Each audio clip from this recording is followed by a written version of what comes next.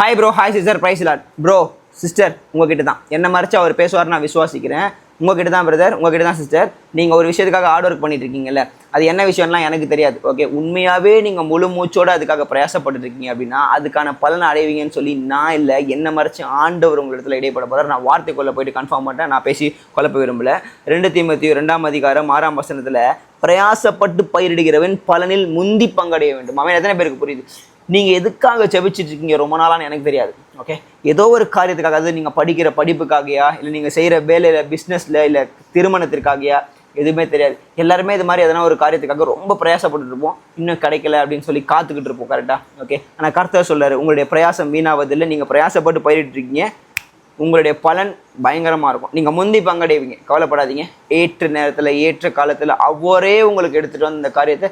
ஏன் தெரியுமா இந்த லேட் ஆகுது? எனக்கு இன்னைக்கு காலையில் ஆண்டவர் சொன்னார், ஒரு சில விஷயங்கள் லேட் ஆகுதுன்னா ரொம்ப பர்ஃபெக்டாக, பீஸ்ஃபுல்லாக, பிளஸ்டாக அது கொடுக்க போகிறார் நான் உனக்கு அப்படின்னு எனக்கு சொன்னார். மேபி இந்த வார்த்தை உங்களுக்கும் பிரயோஜனமாக இருக்கலாம். உங்கள்கிட்டையும் ஆண்டவர் என்னை கொண்டு பேசலாம்னு வச்சுக்கோங்களேன். அப்படி தாங்க அவர் பண்ணுவார். இந்த அறகுறையா லைக் அன்வான்டாலாம் பண்ணவே மாட்டார். எப்பவுமே ஆண்டவர் எல்லாத்தையும் ஒழுங்கும் கரவுமாக நன்மையாக பண்ணி முடிக்கிறவர்.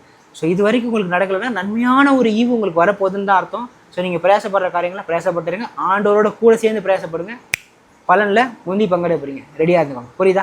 திரும்ப கேளுங்க, தெளிவாக புரியுதுனால இல்லாங்க மீண்டும் கத்திரிக்கு சுத்திரமாவே இல்லையா? Love you.